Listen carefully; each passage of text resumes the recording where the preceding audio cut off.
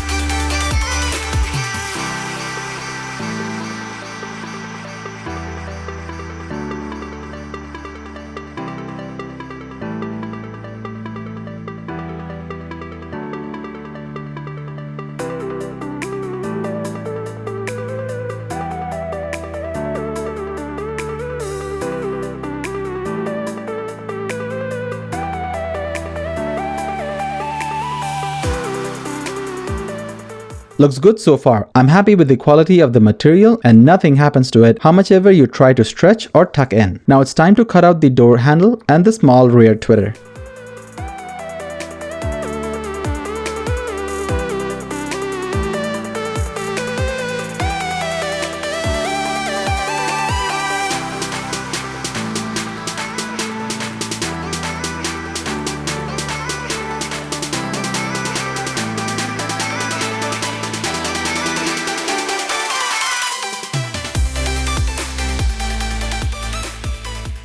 The door handle cutout was easy and now it looks great. Now I'm going to use the excess material and cover the remaining door panel. I'm going to first peel and apply the material and then worry about the excess overlay at the end.